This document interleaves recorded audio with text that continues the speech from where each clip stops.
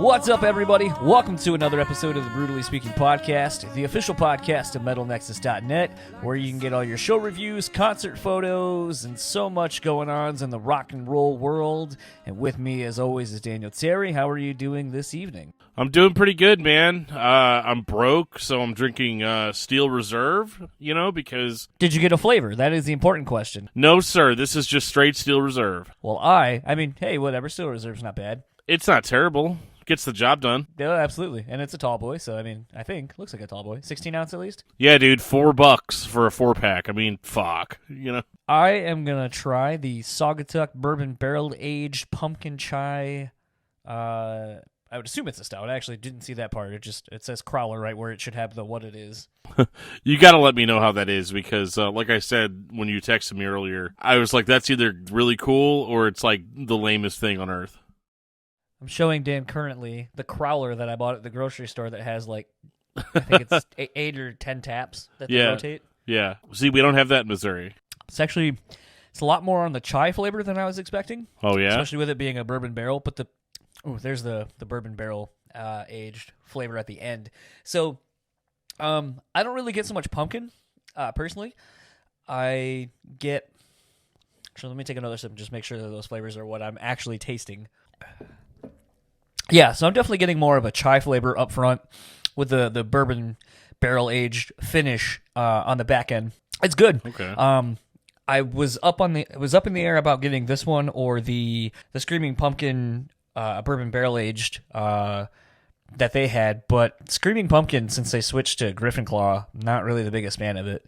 So I opted for Saugatuck because I actually like a lot of the Saugatuck stuff. So, and it's local, so drink that instead. I'm actually very burned out, I guess, at this point on pumpkin beer. I think I went in a little too hot, a little too quick. Whenever we did on Discography Discussion, the Morgan Rose from Seven Dust interview, before that, I stopped at a gas station and got, of course it was a gas station, and I picked up a what's called an Elysian pumpkin pack, which has Elysian's normal Night Owl pumpkin ale, which is good, but it also had all these really fucking sweet, dark imperial pumpkin stouts. And Joe and I was 18 beers, so Joe and I drank pretty much the whole pack during that interview because it was so long, and we didn't talk very much during that interview, so we just drank our beers and let Morgan Rose talk.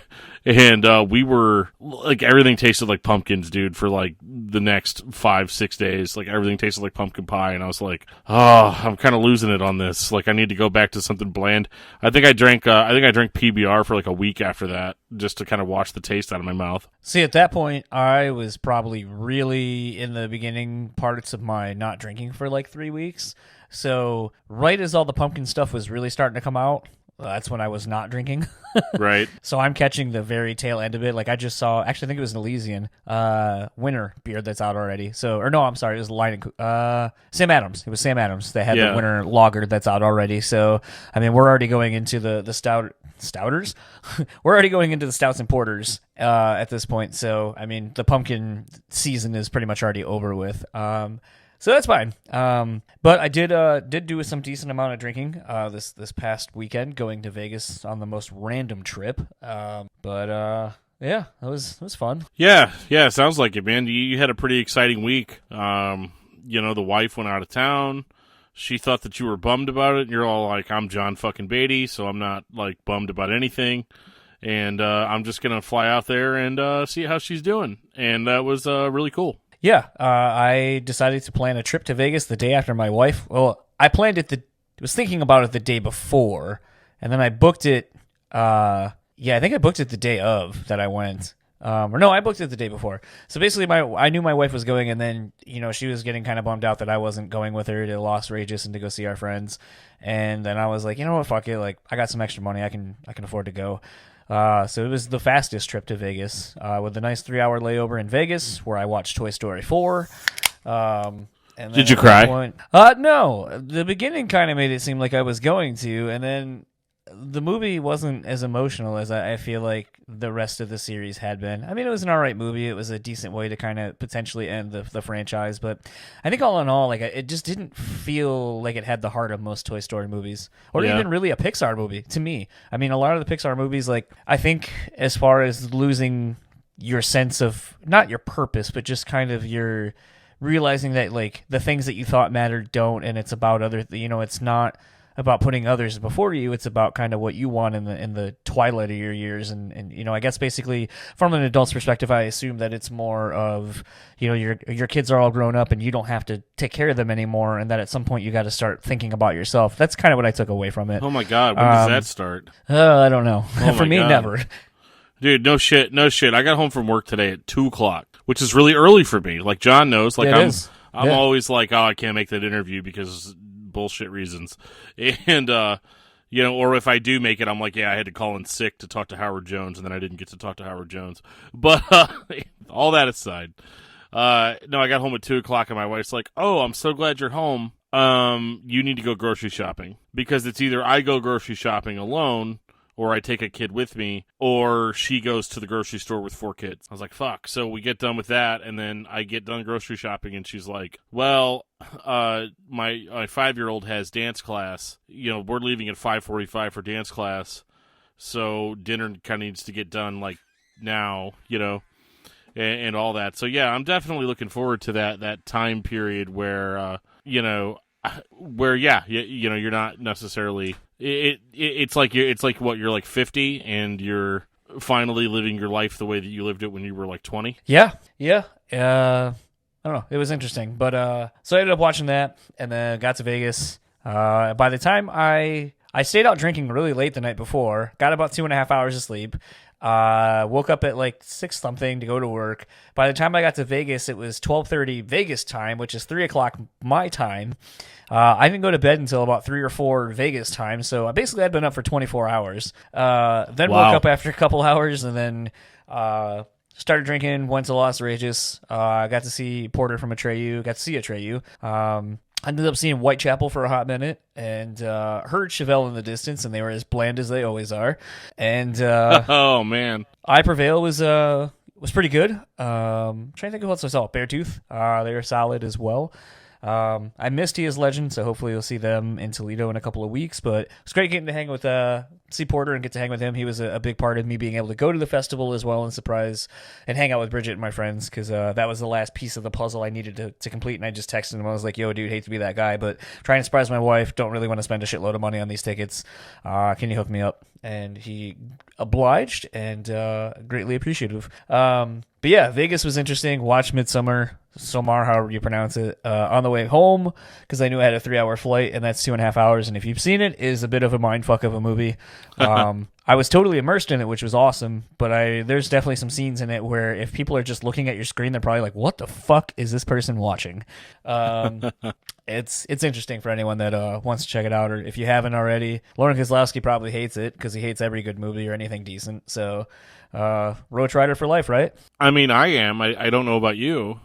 I'm gonna go on record and say the Roach Coach is a podcast that you guys should all check out, regardless of how Lauren feels about movies that John loves, and we'll move past it. And yeah, so that was kind of a quick catch up.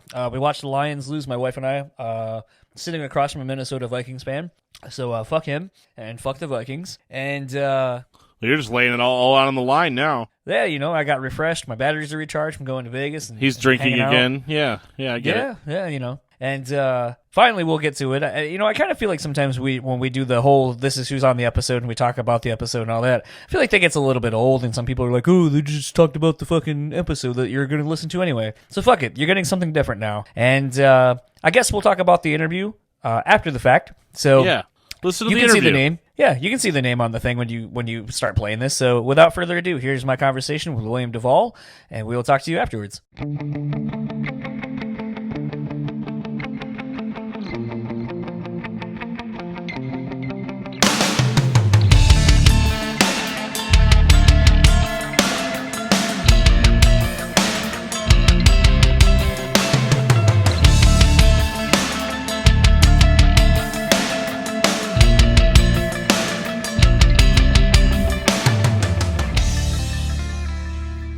So I have the pleasure this afternoon of talking to William DuVall, whose newest solo album, One Alone, is out now. It's about a week old now? Not quite? Came out last Friday. Yeah. So, it's still weird, isn't it, that new music comes out on Fridays? Yeah, it's a trip. Definitely a little bit of a change, but then again, lots of things are changing, so that's just the nature. That's the nature of things, I suppose.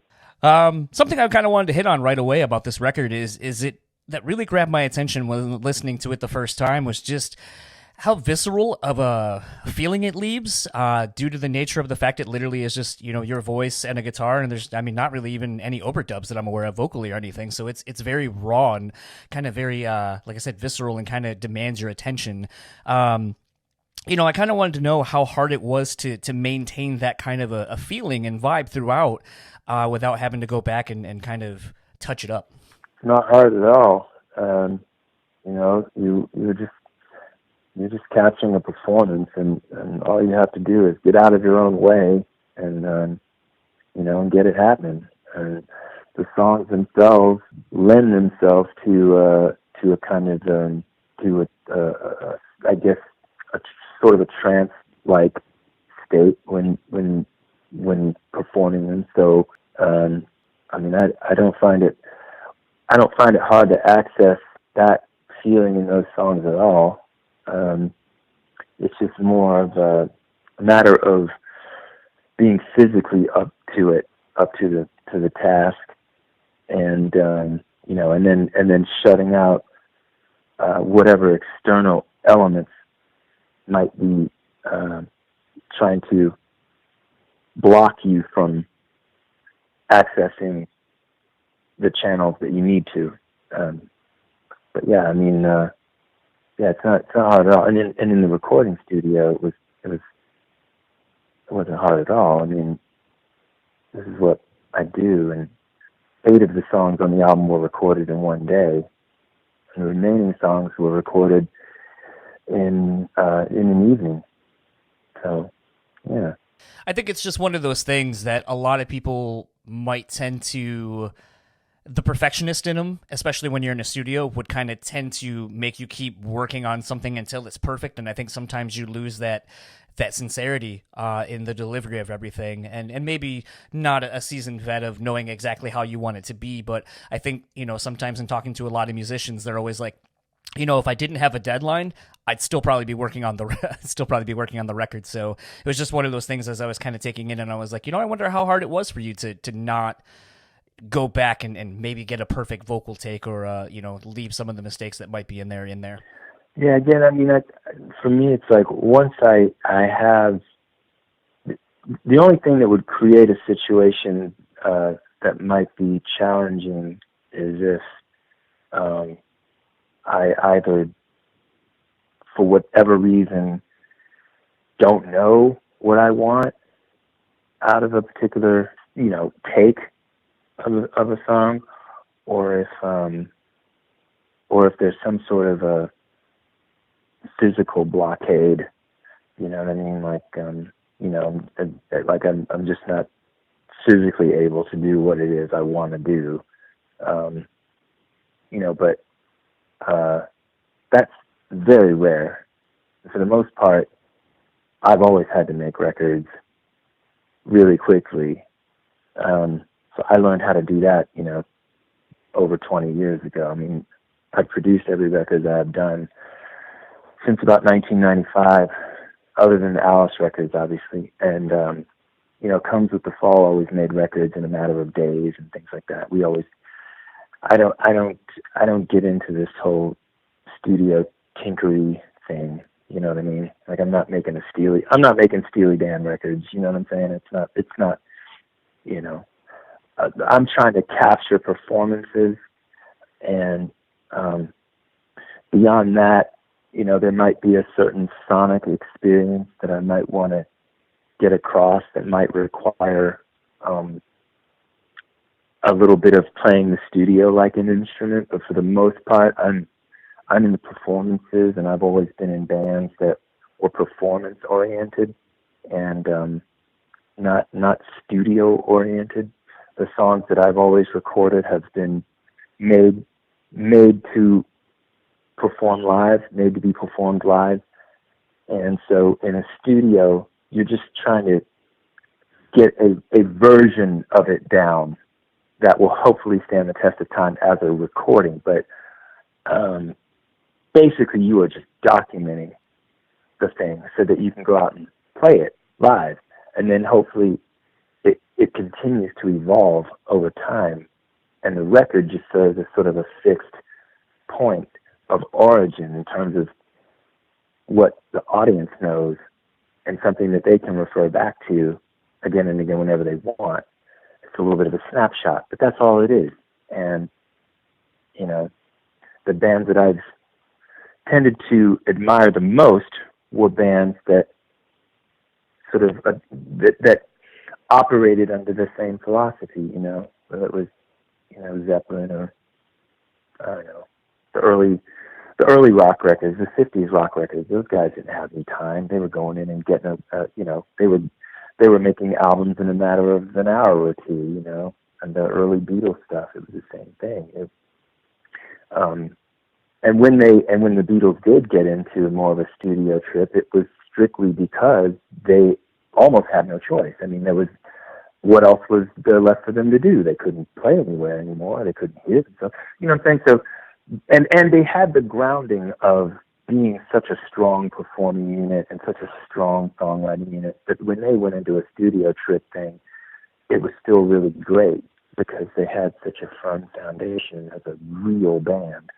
And so, I mean, that's just where I come from. I don't know. I don't get into that head trip thing. Oh, it must be perfect. What is that? Kind of actually, I don't even know what that is. It must be perfect. I don't know. It's just a common sentiment I've heard echoed when doing this for almost 3 years. You know, a lot of people, when talking about an album cycle, a lot of people are like, you know, if I still had time, I'd still be tinkering with it because that's just how people are, it seems. But kind of speaking more to the songwriting process of everything, you know, something I kind of wanted to know, it seems like the title of the album is more than just a clever play on the fact of you and just a guitar, but in the lyrics and so forth, kind of also dealing with loss in a multitude of mediums, or so at least it seems to me, and that those losses have kind of left you alone. And it kind of made me wonder if the theme of that lyrically is kind of what steered you to do this album so bare bones, or was the intent kind of always to do it this way? I mean, the initial genesis of the album was just me going in to do what I thought was going to be a demo for the first song, Till the Light Guides Me Home.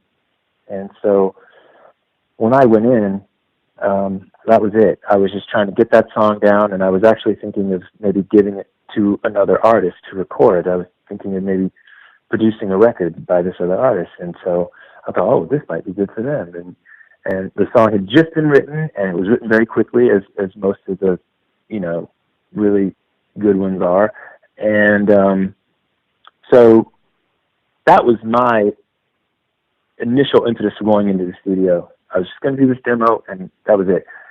And when I was there, and the song went down so fast, I mean, just a matter of, you know, minutes or whatever. And the engineer and I were sort of looking at each other like, wow, that's pretty good, you know.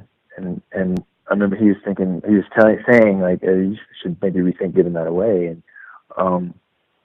And I thought, well, okay, well, I'm here, the mic's set up, we're, you know, everything's ready to go. And I've always thought about maybe running down some of these other tunes that were originally recorded by Comes with the Fall in a solo acoustic fashion. So I'm here, and this is an opportunity to do that. Let me just do it.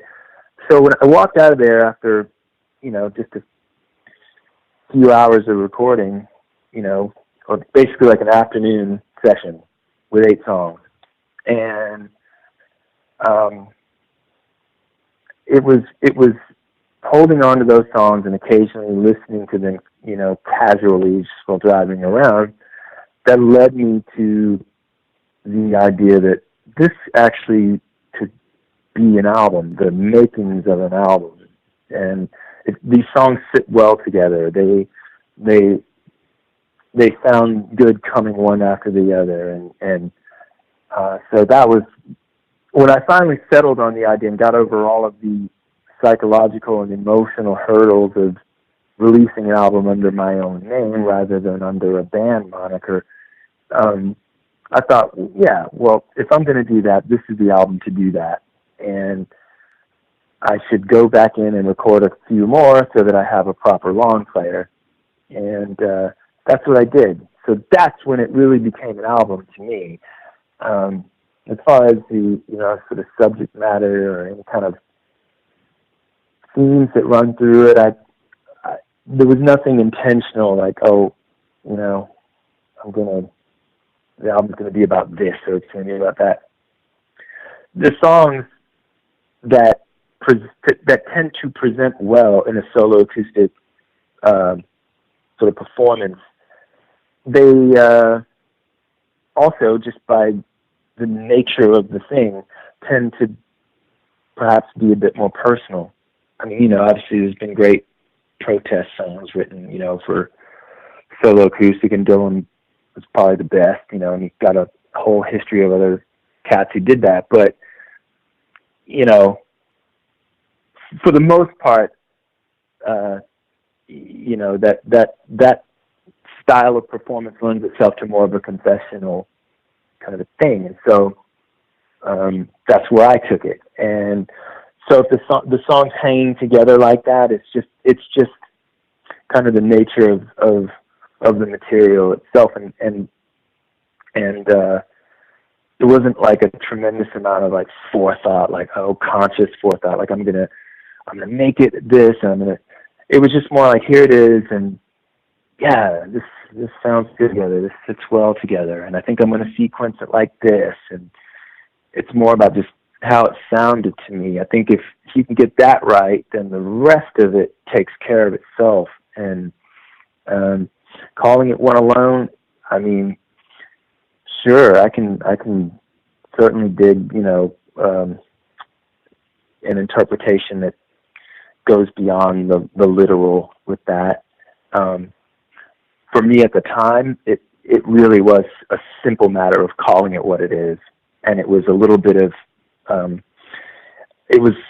calling it that was somewhat instrumental in me also getting over the whole psychological impediment of putting out albums under my own name, because I've been a band guy all my life, and it's been, since I was a teenager, so it's 35 years. I've been putting out records and playing shows with bands, and bands were always, like with a lot of musicians, they're kind of surrogate families, in some cases substitutes for the family that you wanted and never had, so it was it was a huge leap for me to get over the idea of this is just a William DuVall record, but again, calling it One Alone, and putting this album together and taking it in as a piece of work myself as a listener, it just seemed like this is the only authentic way to do this. And so just get over yourself and do it. And so here we are. It's really nice. Something you had kind of touched on, the fact that you've been doing bands for as long as you have, and other than the Alice in Chains stuff, kind of self-doing everything with, your own label and so forth. It kind of made me wonder, in the day and age now where you kind of have the duality of being on a big label, big machine band with Alice in Chains, to going back and doing something on your own, what are the pros and cons, basically, of both? Like, are you enjoying this independent do-it-yourself kind of release doing with One Alone? Yes, very much. It is a lot of work, a tremendous amount of work, and you have to be willing and able to wear a lot of hats and switch off very quickly between roles that you are playing. So you've got to, it's that part notwithstanding, though, it's extremely rewarding. And, I think that the particular era that we're living in now, even with all of the complaints about it, particularly around artist compensation and things like that, I think it provides very interesting opportunities.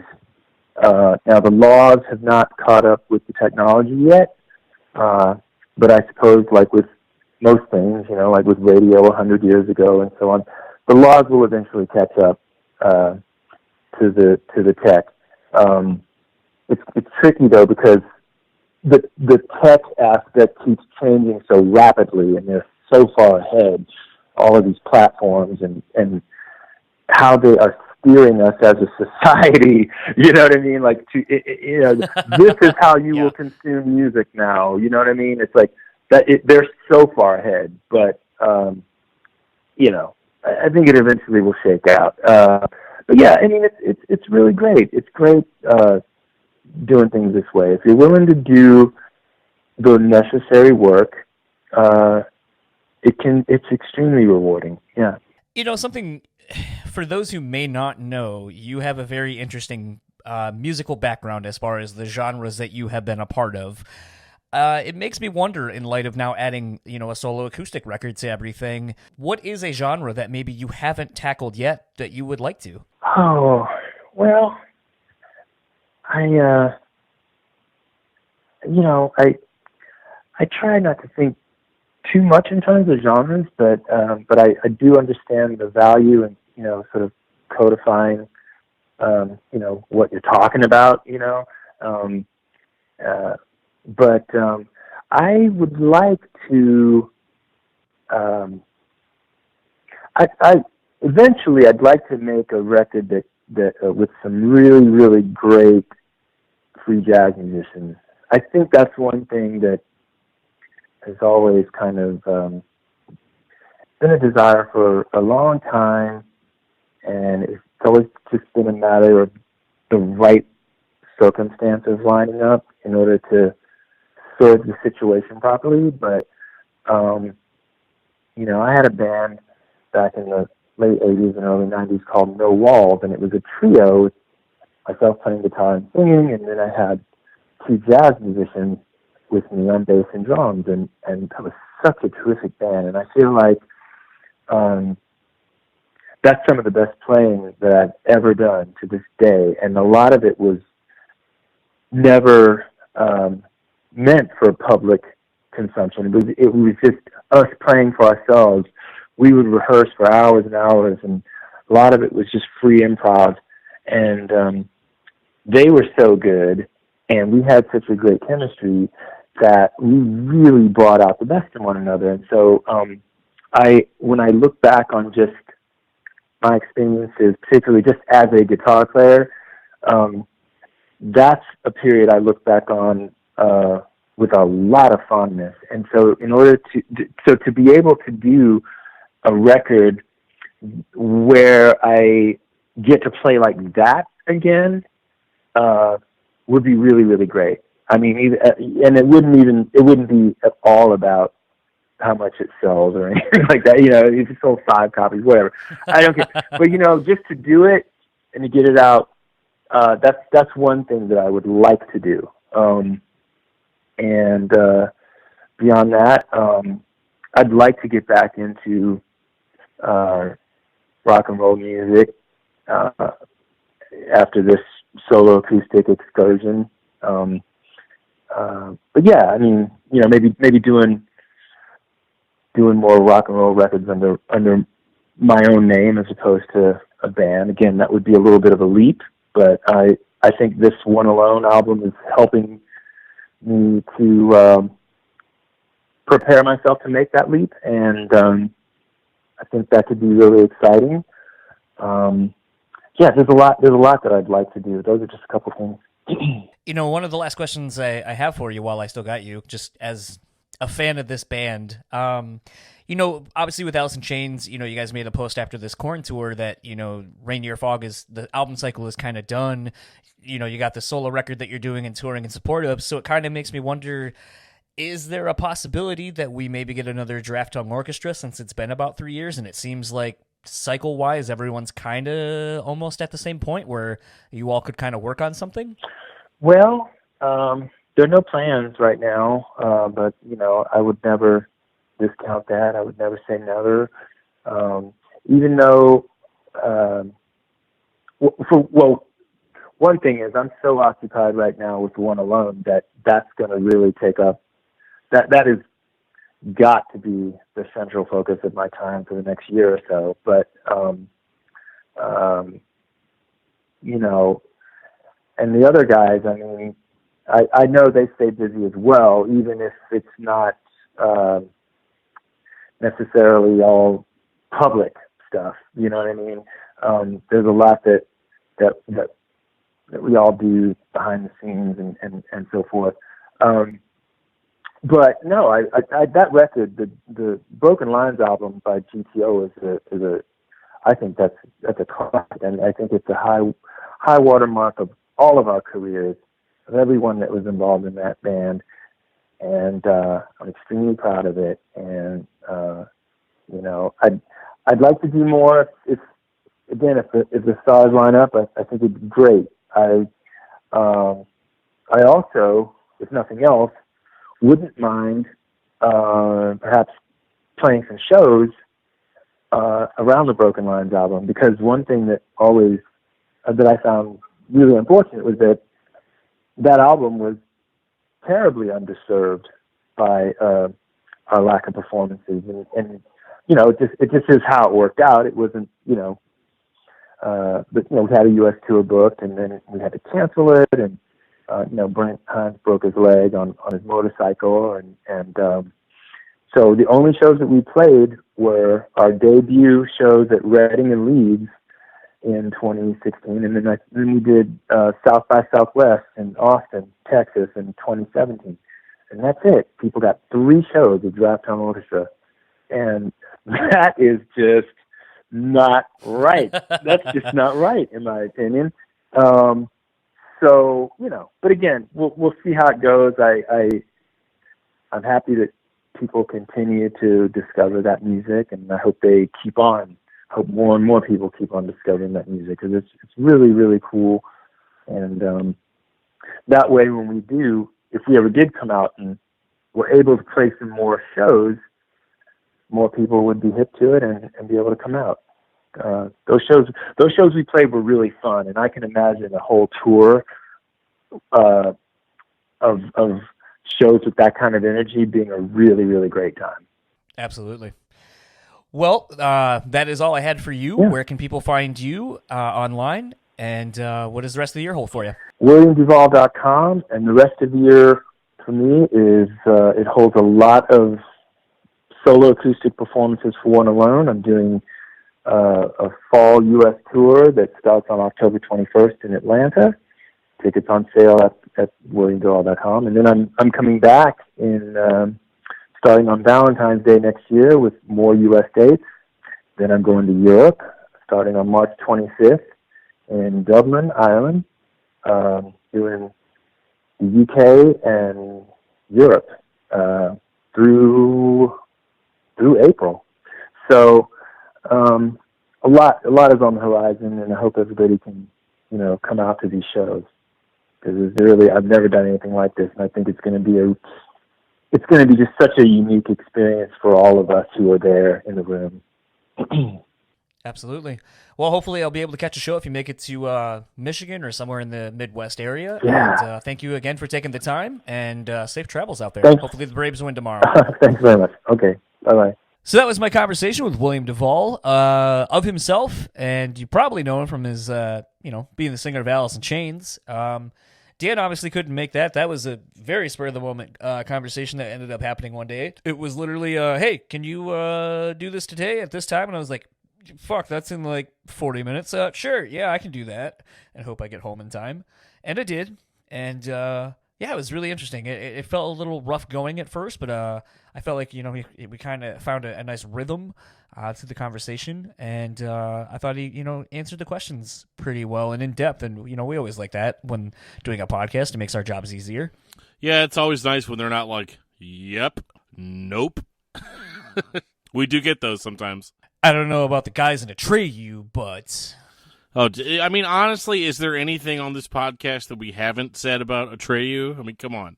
I don't know. I think I did realize, actually, coincidentally enough, I realized that, and I was actually thinking about in correlation to William and Alice in Chains, coming back from the weekend of seeing Atreyu, and it wasn't necessarily that's why I went out to the festival. I mean, the festival had Bring Me, but I just didn't make it in time for them to go see them.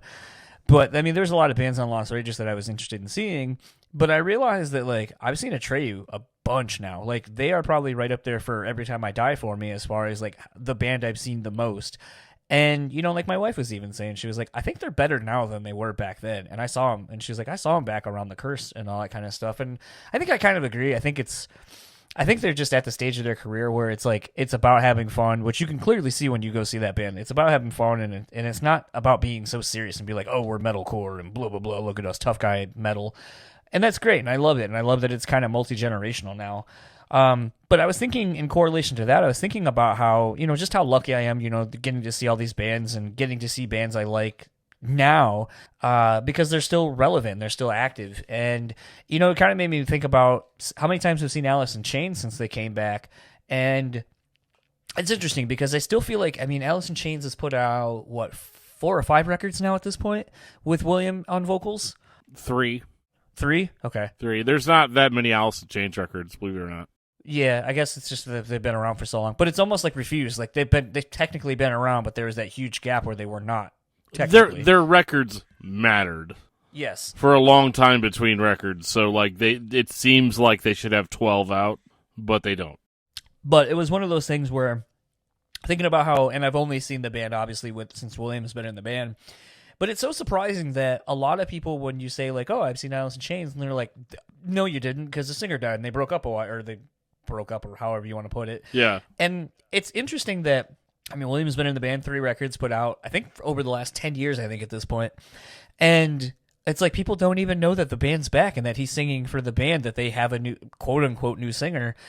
And it's just wild to kind of think about that, because people are so quick to dismiss it, and they go, well, without Lane, it's no good. And it's like, I know you guys talked about this on your discography discussion episode, and it's something I've echoed for a long time. Really, once you kind of start realizing how much Jerry is Alice in Chains' sound, between how he plays guitar and his backing vocals, and the fact that, honestly, he writes a lot of the lyrics to stuff, you kind of realize that it's not necessarily that the thing that you think is the key ingredient is gone. It's that a piece that most people think is the key ingredient is gone.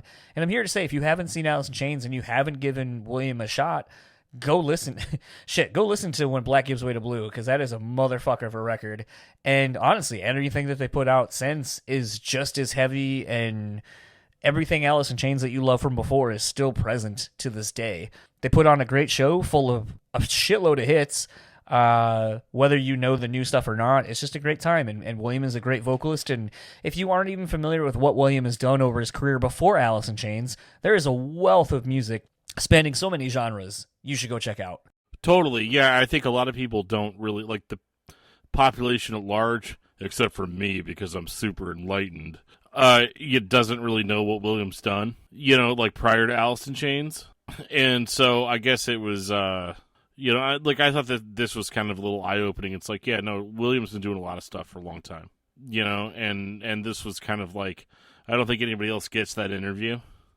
I think every other interview he does is, so what does it feel like feeling such big? That's every interview he does. So this was a little refreshing in that it wasn't that.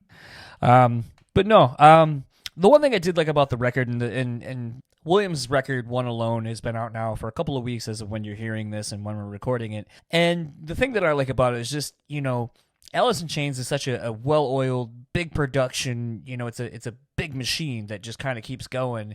And it was really cool and different to get a starkly different kind of a sound and record out of William for a solo record. And I think, I've always said that you can tell how good a musician is when he plays with just his voice and an acoustic, because you can't hide behind any of those things, flaws and all. And I think it's really interesting too. And William kind of maybe didn't necessarily understand the question as I was trying to convey it, but I think a lot of people could go into that same recording process and have something that came out way polished, because they wanted to take out the imperfections and kind of clean it up. And I think the fact that William didn't do that, and it kind of feels like a very live in the moment record, like how you're hearing it is exactly how it was recorded, like in the moment. I think that's really interesting. You don't see a whole lot of that anymore. Like I said, a lot of people will go back and tinker with it to make it sound perfect.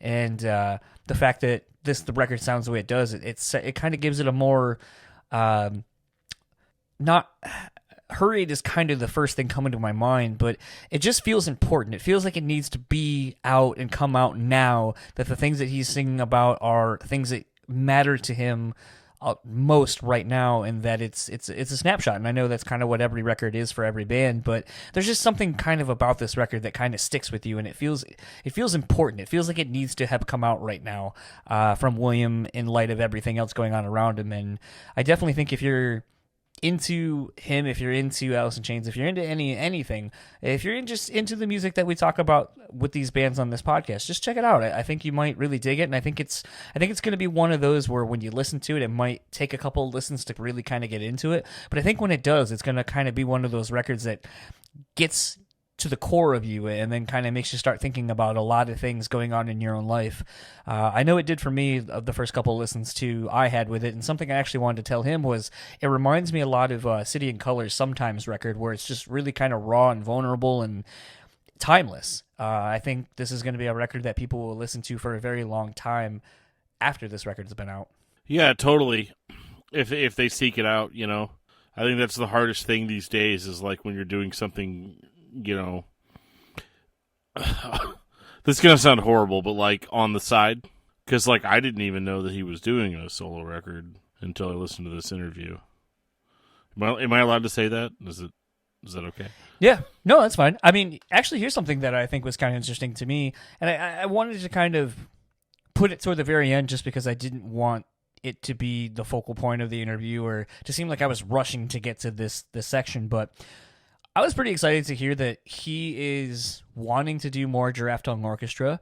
That's a band that I think is pretty interesting, the pedigree of it with everyone in it, and the fact that they didn't really get to tour in support of it because Brent fucked up his I think he fucked up his arm or his leg or something like that, and all the shows had to be canceled that they did. So they only did like 4 or 5 in support of that record. Bummer. Yeah. But that's another like weird band that it was like, Dillinger's breaking up. You have Brent and Ben from Mastodon and Dillinger Escape Plan with William, and you got a handful of other people involved in it. And it's just it's an interesting record, and it's kind of like the Damn Things for me. I think that record was really good, the first Damn Things record, but I think the second Damn Things record is more of who I think the band always should have been. So I'm interested to see if we get another Giraffe Tongue Orchestra record, if that will kind of be the case where the band kind of knows each other now. They've gotten to play around with each other a little bit, and the next record will be a really good representation of what the band should be and could be. Totally. Can I take a couple of minutes to talk about the show that I just went and saw? Giddy and Norma Jean? Giddy and Norma Jean. I did not stick around for the Devil Wears Prada because I'm that guy. Wait, was Devil Wears Prada the headliner? They were the headliner, yeah. Really? I thought they were the opening band based on how well Gideon's new record and Norma Jean's, like the anticipation for Norma Jean has been. The Devil Wears Prada just dropped a new record too, and they're higher up on the Solid State hierarchy, I guess, than Norma Jean, which in retrospect makes 0 sense. But whatever. So I'm not gonna comment on that. But I mean, Devil Wears Prada had some pretty sweet merch. I wanted to get some of it, but $30 for a long sleeve shirt. Can I just say something real quick to that? Atreyu just brought back one design from the past because they're doing the 20-year anniversary, and they brought back one of my favorite shirts from the Curse era, which was the Switchblade tour, the Switchblade shirt. Oh, nice. And I remember telling Porter and my wife, this is the joke I kept saying as I kind of got more inebriated, because drinks, surprisingly, $17 for a like probably as tall as the beer I'm drinking right now, but it had like 7 or 8 shots in it. Perfect. So yeah, it was well worth the money, surprisingly. But I go, I'm so glad you have this shirt. I go, because when I bought this originally on the Curse tour, I was wearing a youth large. Now I'm wearing a large. I dropped the youth. And then at some point, I think I refined the joke a little bit more to, I'm no longer a youth or something like that. We get it, John. You work out. No, it's because I got fat. Well, I was pretty disappointed, that they didn't have the Norma Jean shirt I wanted in 2XL. So, that's the life I'm living right now. But I will say that, and this is a hot take because you know how much I love Norma Jean. Like, Corey walks in the door, I'm like, dude, let me throw myself down on the ground so you don't have to walk through the mud. Like, that's me. That's how much I love Norma Jean. But, man, Gideon, they might have been the best band there. As far as a lot of buzz going right now as far as who put on the best show, because this is Gideon Unchained, out of control, so to speak. They delivered they put on the most hate-filled, anger-filled, hardcore show that I have seen in a long time. And don't get me wrong, I made fun of them at first because they're playing to a backing guitar track. Wait, did they? Why? They only have one guitarist. Oh, okay. Yeah. Okay. So there were definitely backing tracks being played, but dude, 2 songs in, I don't care. He's up there doing a Fred Durst thing with the cap and everything, and it was amazing. Because I showed up ready to make fun of it. I'm like, oh boy, here comes Gideon. They're gonna bring nu metal back, all this stuff, and I'm like, God, but if they didn't put on the best performance out of everybody there. Now, I didn't see The Devil Wears Prada, but I can only assume that Gideon was still better because I love Norma Jean. I love everything they've put out. I went into it in excruciating detail on my other podcast, and I loved their set. I loved everything that they were throwing down, but I had just seen Gideon. Did they play anything new other than the one new song? Norma Jean, that is? They played Mind Over Mind, and they played Landslide Defeater.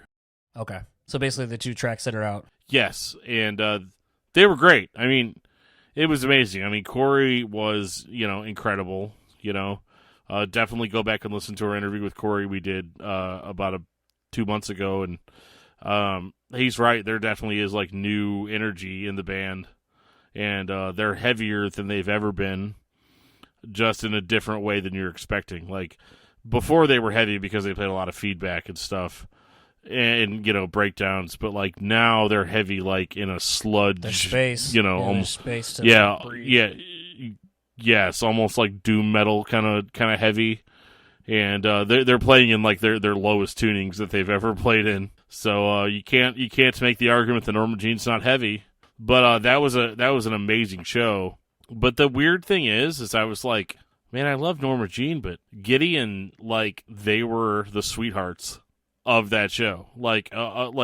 If you can call guys that are say goodnight to my fist sweethearts, but they were and I loved how honest they were and everything, and I loved Norma Jean's set too. But I honestly, the next time I see Corey Brandon live, I hope it's with 100 Suns. I want to see that because I haven't seen that yet.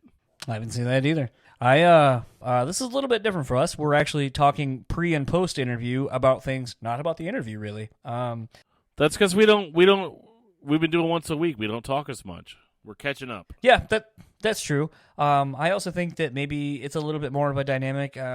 We do read the comments on stuff, and sometimes the few people that do comment make the comment that we talk too much about the thing that they're already listening to and then the thing they already listened to. So here's us kind of talking about things that are kind of relevant and pertinent to us. And, by the way, hold on. Let me say this real quick. While I was in Vegas, right down below my hotel room, they were doing a free show, which happened to have Saliva, Puddle of Mud, Trapped, Tantric, and Saving Abel. And it made me really wish that I had brought all my gear so I could have tried to get in an interview with somebody from any of those bands, because that would have been great. But can I just go on record? Because here in Grand Rapids, for New Year's Eve, they are having Pop People, who are local to here, and Puddle of Mud playing for free at the ball dropping thing downtown. And so they've been pushing a shitload of Puddle of Mud, and I could hear them sound checking because they were literally right below us. Sound checking to Control, and I was like, still a hit, still sounds good. Yeah. Now, I didn't get to catch any of it because we were at Las Regis, but just down the block. But it was a thing where I was like, if I did catch a little bit of Tantric on my way to Los Regis, and all I can think of to myself was like, how fucking sad is it for the Days of the New band that they got kicked out of the Days of the New, then they make Tantric, and then Tantric dude, who's from Detroit too, kicked them out of the band. So either A, they're a shitty fucking group of dudes to be around, or he is. But then, or they are, the singers are. But I'm gonna say this: the band is always fucking phenomenal. Like the radio station around here was playing some Days of the New today, and I was like, oh, man, that Days of the New record is so fucking good. Totally. And then I was thinking, as I saw Tantric, as I was in passing, I was like, that first Tantric record was really fucking good. But I don't think the band has gone on to do anything since. And then, in wrapping up, before we plug all the socials, did you see the latest in the Flaw saga? Oh my goodness. Okay, yeah, he's out of the band. Guys. Well, no. Yeah, well, no. Hold on. He the quit guy. music. Yeah, okay, so you did see that. Okay. Yeah, okay. So let me Can I address the band directly? Cuz I know everybody listens to this podcast, right? Okay. Guys, you need to retire the Flaw name. There's no coming back from this. Everybody's going to always remember this. And that sucks because you guys were poised to be the band from the old school nu metal scene. Nu metal's getting more and more popular as of late. You guys were set to be the shining stars of that scene, a band that was underground, had credibility, insane fans that I'm going to hear from after I say this. But you guys need to hang it up. I know maybe it was one guy's fault. I'm going to go ahead and give you the benefit of the doubt and say you guys didn't know. But how do you recover from this? Now Flaw is that band that they plagiarized a ton of music from somebody else. People are going to start viewing you like they view Milli Vanilli, but at least all that was legal. I don't know. I can't see Flaw recovering from this. And I think at this point, the dudes need to just, go off and start a new band and disassociate themselves from that, even if it is only one guy's fault. My opinion, I'm wrong about things. I'm the guy that said that As I Lay Dying would never come back, and, now they're playing at a sold-out stadium near you. So, take it with a grain of salt. That new record's so good. It's a As I Lay Dying record. This episode's been long enough with us bullshitting about other things other than the interview. If you like this, though, let us know, because, like I said, we read the comments, and we hear that you don't like when we talk about the interview and the front and the back end of it, but trying something a little different. We're only posting once a week, so we are kind of catching up with the local news and so forth happening on in the rock and metal world. And all of that aside, if you would like to keep up with the rock and metal going-ons, head over to Metal Nexus. You can check them out at metalnexus.net, Facebook at Metal Nexus, Instagram at metal.nexus, Twitter at metal_nexus. If you'd like to keep up with William DuVall, you can keep up with him on Facebook at William DuVall Music, Instagram at William DuVall Official, Twitter at William DuVall. And if you just want to get it straight from the source, go to williamduvall.com. I'm definitely going to try to go check one of these acoustic shows out. I think it's going to be really cool. I really like the record personally. I hope you guys go check it out, and I think you'll like it if you actually give it a fair shake. Actually, coincidentally, the day that I did this interview was the day that Dan's St. Louis Cardinals really put the hurt on my Atlanta Braves and knocked them out of the playoffs. But karma's a bitch, and you guys got knocked out by the now going to the World Series Nationals. So it's fine. There's that. That works itself out. And if you would like to keep up with Dan, he'll tell you where he can be found. Oh, man. I'm just everywhere, man. I'm on Facebook under Discography Discussion or Daniel Terry, whichever one sweetens the deal for you better. I'm on Twitter at DiscussMetalDan. I'm on Gmail at danandjoeshow@gmail.com. I am on Discord.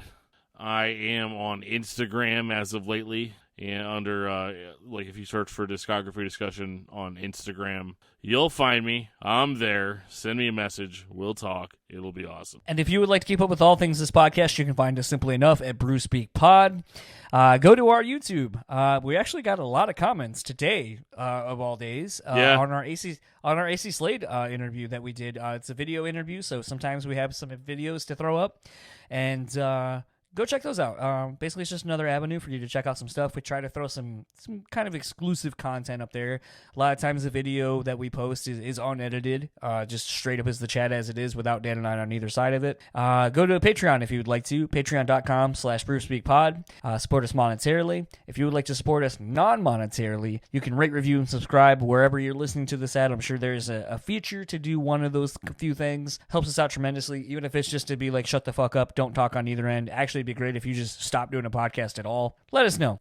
We may not do what you want exactly, but all feedback is appreciated. We'll read it. We'll read it. Yeah. You know what? Fuck it. Like the one review we got recently, we read on here. So if that's a thing that you guys like hearing, leave us a review. We'll read it on here. It seems to be a cool thing that people are doing. Be entertaining. Yeah. And for the Brewtally Speaking Podcast, I am John. And I'm Dan. And we will talk to you all next time.